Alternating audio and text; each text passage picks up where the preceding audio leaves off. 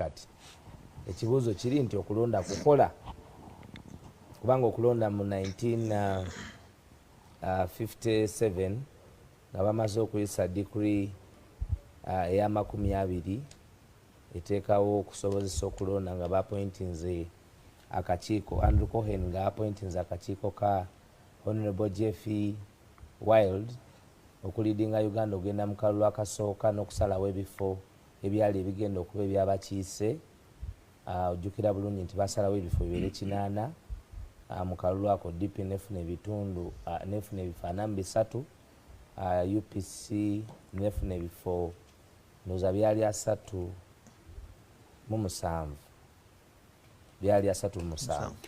Kakati naye mu kalulu ako akasooka rawundi esooka ya pre-independence kabaka yekka ekibiina kya Buganda teyaparticipatinga nabwe kityo kyawaliriza okubanga enteseganya mu Lancaster zaali so hinged kulaba nti Buganda ebeera involved mu byobukulembeze bya Uganda okusobola okubeezaawo ekigambo ekyokuba ne Uganda eyawamu nga teyeetemyemu olw'ebyo ebyali birina okukanyizibwako. Nabwe kityo Buganda yafuna ebifo ebisukka ndowooza 27 oba 21 ate neba nga yakola alliance. Akalulu akasooka DP Benedicto Kiwanuka yali awangudde naye contestation eyo nereeta okuteekateeka akalulu akalala akaleeta KY UPC coalition okusobozesa okulaba obukulembeze bwa Bobote nti bwatekinga head nga Kabaka Muteesa ye president. Akalulu ako akalala kalina kutegekebwa mu 1997 naye ndowooza Obote ab'ebyobufuzi byakati balowooza nti Obote okuteekawo olutalo mu 1966 gye tuyita Kabaka crisis yali agezaako okuwanvuya ode yaliwo n'okuba nga yeebeezaawo nga tategese kalulu kubanga waliwo crisis mu 1966 akalulu kaavaawo ate mu 71 General Idi Amin Dada n'aba nga ye yatopolinga byonna ebyaliwo. The constitutional order yali eteereddwawo from 1962 yo yagijjawo n'aba nga ye yali client life president. So mu 1980 Uganda ng'emaze okuyita mu that political instability of pre and post independence through the electoral process kubanga nkulaze nti Buganda mu pre-independence election teyaparticipatinga ku kyali erabanga obutali bwenkanya. Mu 1980 tufuna akalulu akali critical. Akalulu akali critical ako kaali nti waliwo okukanya era nako kaali ka parliamentary level nti tekaali ka adult suffrage eri ogamba nti president alondebwa abantu bonna naye baali ebibiina ebyali biriwo nga bigabanya ebifo nga waliwo ebifo ebyokulondamu ababaka abo era ababaka abo ng'okusinziira ku bungi bwabwe n'engeri gye baali bagazetinzeemu ebifo ebyenjawulo be baleeta ababaka abagenda okubeerawo okucreatinga gavumenti. UPC abaliwo batugamba n'ebiwandiikibwa weebiri nti mastro y'akakiiko ak'ebyokulonda eyali ekwasibwa mwami oba Kirika something like that yawambibwa Muwanga, akakiiko ka Muwanga nga kaali kamyukibwako General Yoweri Kaguta Museveni. Naye General Yoweri Kaguta Museveni throughout mu kalulu yali awoninga nti bino webigwa ngenda muki musiko naye ng'ate ku kakiiko akali mu kovasiyinga kwali yali Mufumbiro naye agamba nti bwejja kumeza ng'esiridde ayina bye yalengera ndowooza nga yafumba. Okay? Akalulu ako UPC okukalangirira ababaka bangi ebusoga nga ba Professor Kyesimira balemesebwa okwenyigira mu byobukulembeze era abamu ne baba nga bawambibwa abamu battibwa. Ekasese Muhindo ndowooza era President General Yoweri Kaguta Museveni gwe yawandiseeko Muhindo Kasese yattibwa kwe kuleeta Dr. Crispus Kiyonga kubanga oli yali ayagalwa abantu wa Democratic Party baba mubuzaawo. Kakati olwaleero mu election processes zino wazze waliwo complain okuva mu 1996 kubanga 1980 malpractice n'okubba akalulu ne byalimu wadde yali abitegeseyo omu ku bo kyamuwaliriza ogenda muki musiko alwanyisa Kaguta Museveni alwanyisa obubbi bwaki n'obumenyi bw'amateeka mu bululu. Akalulu ka 96 abakalimu mu Western Uganda bakalojja kuno kuliko n'omu ku bbo eyakalimu Paulo Kawanga platform kulimu omu ku bbo ayinza okubuulira ekyaliwo aka 96 yali yakawangula ajja kubuulira yali muhwezi nkugambye uyo Romushana wali akasooka abantu ne babitwala nti byakubalaata era byakuzanya. Nkuwadde example eri live ku pano nti abantu abamu yabaziika. Okay, bw'ovaawo ripoota yakolebwa mu kaluka 201 mwalimu abantu okukubibwa emigga emiyitirivu nnyo akabonda kakulemberwanga Kakoza Mutale nga basi bwetuuka ewantu wonna Kalangala action plan egikubwa abantu gisinga egikubwa ente. Ne wabaawo a full court ruling ku nsonga eyo ne full hard and resolved remedied petition by the human rights ku nsonga eyo ne ku Kalangala action plan. Ne tujja mu 26 bye bimu 9 26 akalulu akate kagenda mu byafaayo kubanga Profesa Kiddu Makubuya omusomesa w'amateeka amanyiddwa nti mukukunavu mu mateeka interpretinga the simplest definition of the law criminal law nti innocence until proven guilty agamba nti aga nti abikyuka ku Besigye Profesa amateeka omusomesa professor nga mu Harvard bwe yasomera masters bakugamba bwe yatandika okugisomesa afwe ne bamugamba ne PhD obwongo bwo bwojja ekimala kola ki tandikirawo ddala azze ku mu byobululu alina General Yoweri Museveni ye kuba akozesa abantu bwe bato abalina okubanga bali astute abagezi okay agani nti Besigye asobola obutesimbawo. Okay, naye atakamye nti akalulu ye kotapini yayingira na Nyondo afuluma na Nyondo ate aina existence mu criminal pattern y'obululu nga bwenkulaze. Okay, kalulu aina mu hati 1980 ate yakugamba mu 1971 yagenderawo mu nsiko.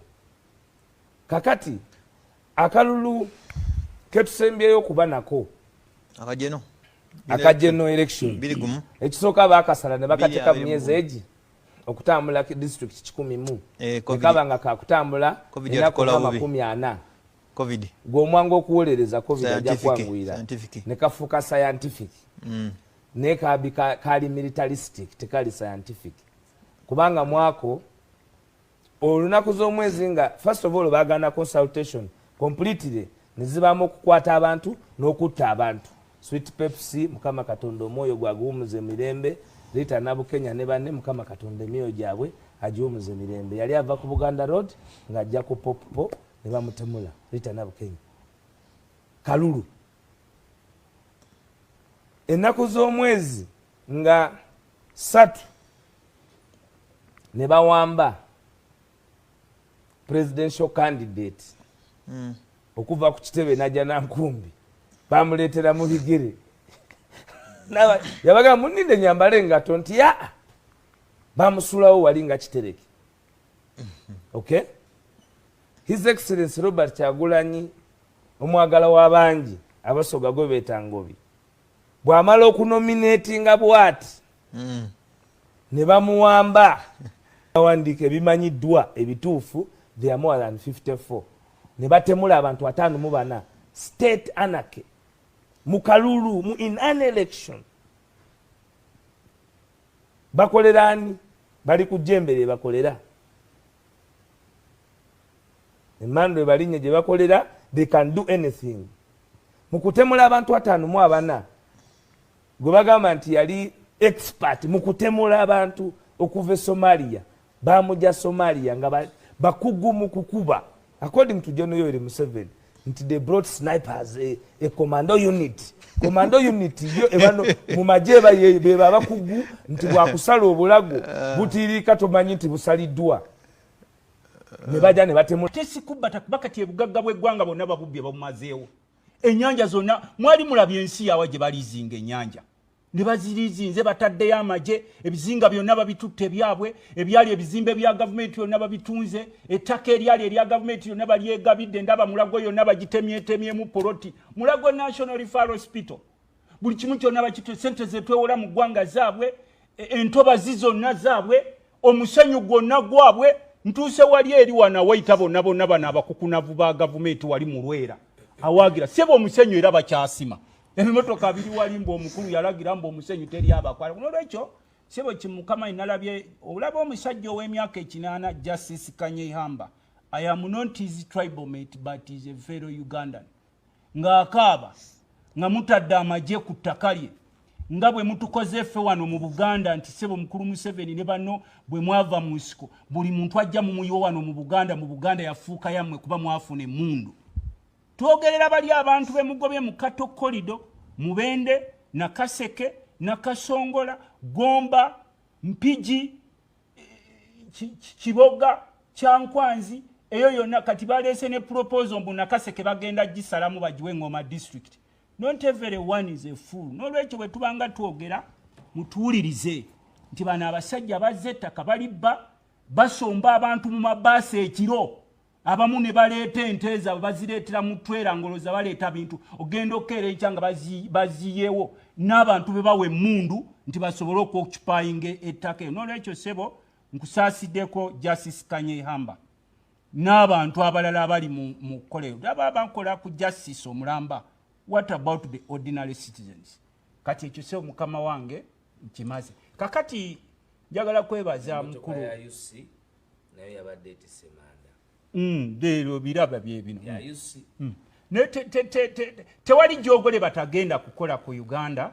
Tewali jogo ye batagenda kukola wano mu Uganda. Kubanga they think they are super in everything. Tewali jogo lye batagenda kukola kuba na Uganda okujjako bannansinga musitukiddemu. Ekikazi kugwako mbaka. Kujjako bannansinga musitukiddemu and you own your country. Neto wali jogo lye mutagenda kufunako. Nolekyo sebo mukama wange njagala kwebaza mukulu kansoke nveno toketukomeo maso kugwanga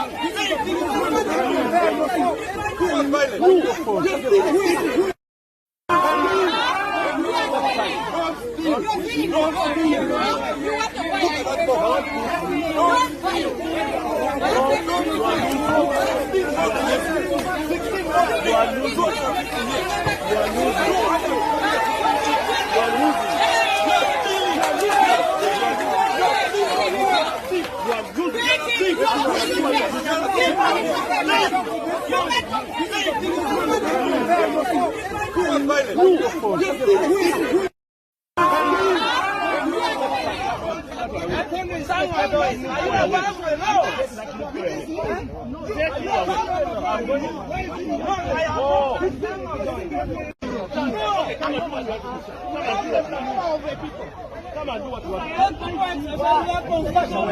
Who is that one there? Akele is not above the law. Who is Akele? But who are you? Akele is Are you not above the law.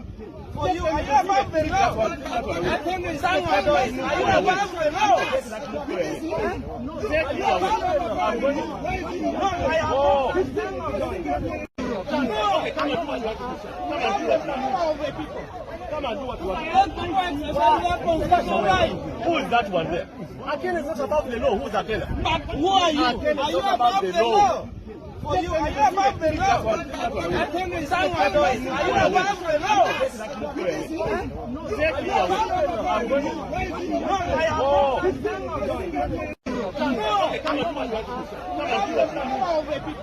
Come and do what you want.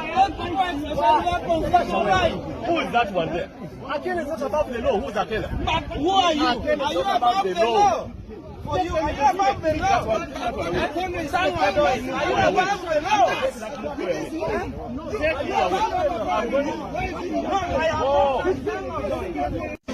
Take for some minutes. Like 5 minutes, within 5 minutes was now done. Then the guy just told me. These were all full. Yeah, they were all full. Then the guy just told me. You had started on this one. Yeah, I had started this one. Then they told me to give them 5. Yes. So I was to give them forcefully. Then they marked the tick. After ticking, they intimidated me. I'm sergeant. I'm going to do something bad on you. If not, I'm going. So I had no option. We came here and took the thing, like five of that, the booklet 5. Then he went with it there. They were standing there. Then they tick for some minutes. Like 5 minutes, within 5 minutes was now done. Then the guy just told me. These were all full. Yeah, they were all full. Then the guy just told me. You had started on this one. Yeah, I had started this one. Then they told me to give them 5. Yes. So I was to give them forcefully. Then they marked the tick. After ticking, they intimidated me. I'm sergeant. I'm going to do something bad on you. If not, I'm going. So I had no option. We came here and took the thing, like five of that, the booklet 5. Then he went with it there. They were standing there. Then they tick for some minutes. Like 5 minutes, within 5 minutes was now done. Then the guy just told me. These were all full. Yeah, they were all full. Then the guy just told me. You had started on this one. Yeah, I had started this one. Then they told me to give them 5. Yes. So I was to give them forcefully. Then they marked the tick. After ticking, they intimidated me. I'm sergeant. I'm going to do something bad on you. If not, I'm going. So I had no option. We came here and took the thing, like five of that, the booklet 5. Then he went with it there. They were standing there. Then they tick for some minutes. Like 5 minutes, within 5 minutes was now done. Then the guy just told me. These were all full. Yeah, they were all full. Then the guy just told me. You had started on this one. Yeah, I had started this one. Then they told me to give them 5. Yes. So I was to give them. Gendayo. Namba esimu njagikuwa akanjikuwe. Namba esimu 0200 30 200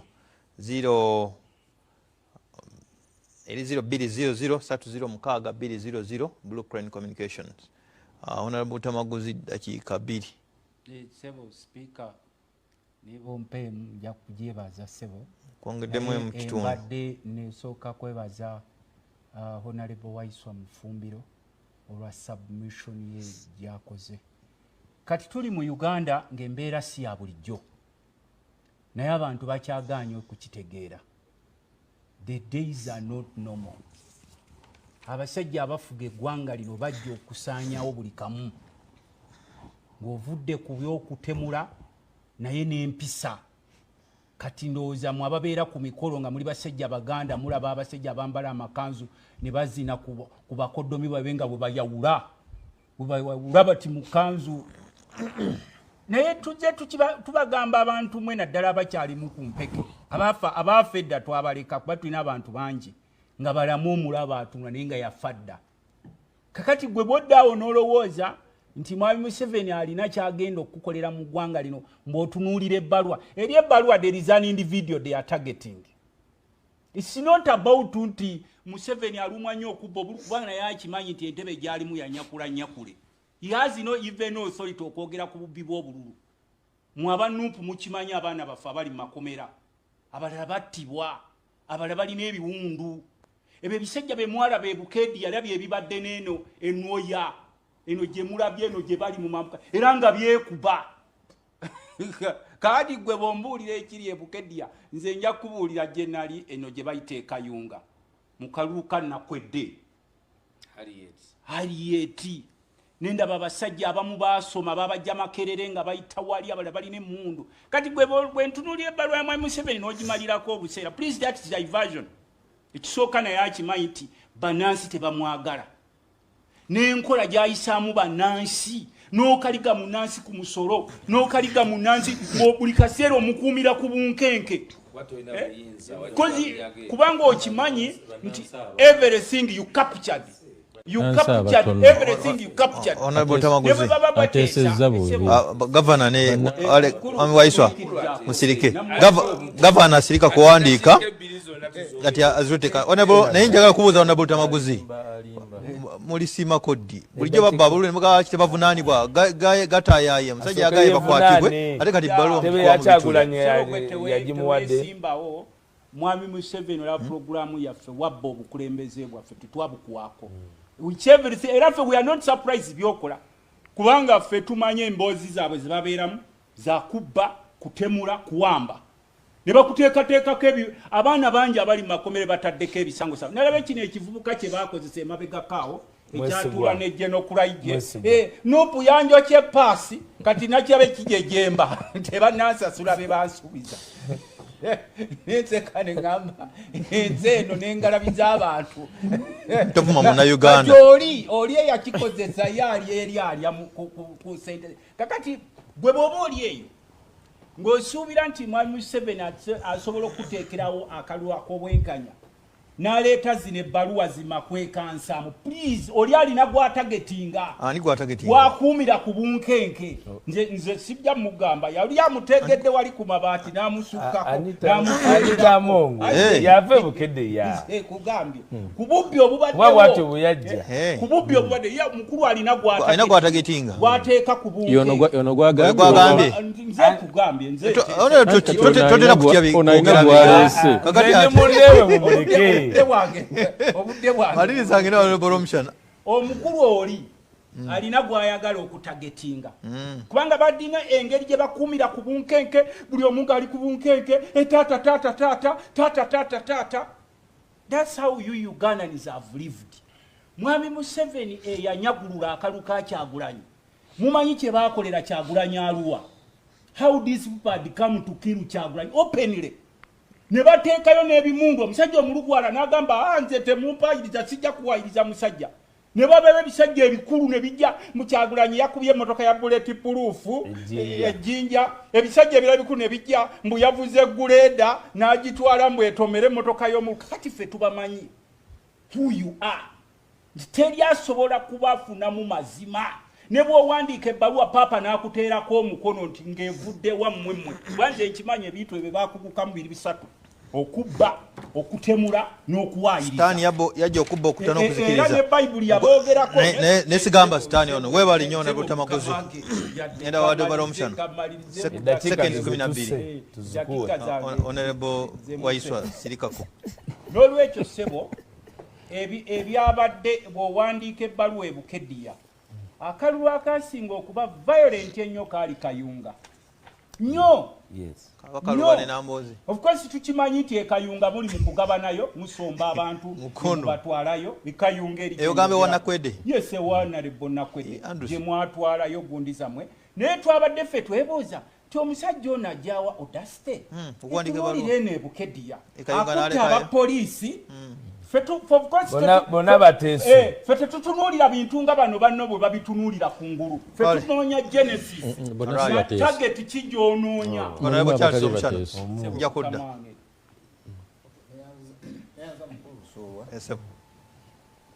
Katonda w'amaanyi, Katonda wa kisa. tukyali balamu. Amen. Kakati waliwo mukulu about nenga mu budget eyisiddwa mu kutegeka akalulu mulimu media, mulimu n'okusasula airtime ne TV kuki ne UBC yabwerere ku set ategeka akalulu era yali talaba Kyagulanyi bali bamutidde Budondo, Kyagulanyi bali bamutidde kwamba koti ku bridge ng'amasasi gayita mu motoka mu kalulu ne tutuuka ku time y'obululu. Of course muna Uganda bonna bamanyi ekyaliwo, amagye ne gawamba ne bawamba ba agents ne babakuba emiggo. Kati wano ba agents batambulira mu bus ne mukuleta DR forms ba agent babatega mu bus ne babakuba emiggo emizibu mu kalulu aka parliament e Bukedea. General Yoweri Kaguta Museveni n'akakiiko ka ISO ekabanga kituufu ako ke bayogedde nga kali ku deep analysis. Abantu abamu tebalina kuba mu bifo mwe bali aka LC5 akakabayo LC5 by election kubanga ekyokubeera n'omuntu okujja n'opposed oba bw'atyo nga bwe yajja e Bukedea si gwe gusoose. yada opposed nkugambye okujja bw'atyo si gwe gusoose. Omuwala Apio Jessica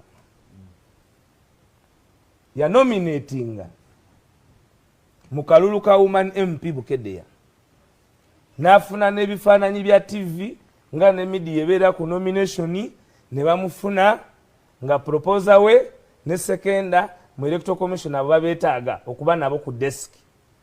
Abo jja nabo mu boyina okujja naki nabo najja nabo babiri ne bamunominatinga ne bamaliriza bali ba candidate abalala nga speaker Anita Amongo bonna abaguzi abajjemu abamu ne sente abagame milioni 25 tebakwatanga ku sente nyingi awadde bando ya 10,500 balowooza bagize na nyingi batuuka eri balina 5.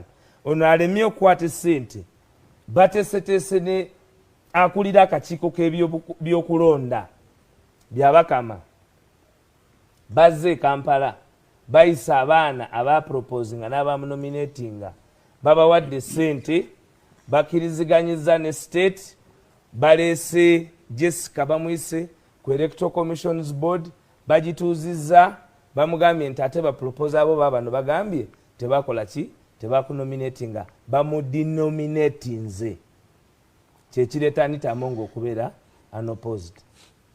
Kakati bw'oba oli otugamba nti bino abantu lwaki basobola okubikola babikola lwa nsonga nti bakikolera ggwe mu kiseera kyo era tewaba nsonga lwaki tebakyekolera kubanga tebasobola kuba reprimanded nga mu biseera by'akalulu eyo process yekuleeta okuba nti olwaleero bakuyita ekitiibwa kye bakuyita kubanga yali in that unfair methodology ng'erimu n'okutta abantu. kati kyotegeeza kati ebbaluwa yeerabiridde biri oba teyabitegeera oba aliko ekikyamu oba ki anti kyetuze twogera naye wano waliwo kye bayita mu literature bakiyitanga escapism. Escapism okunywa omwenge omungi ennyo ekiro osobole okwebaka ebizibu by'olina obyerabire. Kakati simanyi bwe nyinza kireeta mu bbaluwa ye saagala kozesa lulimi naye okwewuddiisa head of state ayinza kwewuddiisa. Kati gw'omanyi Oluganda obulungi engeri gye ndi musoga tyenda akozesa kigambo kitono ate ku kinene kye ndi kwenda akozesa. Aye kyekyoko okwewuddiisa kyekigwe kyogere mu lulimi olufuutifuuti. Kwewuddiisa. Ekinamalira nga nkinoonyeza. Okwewuddiisa.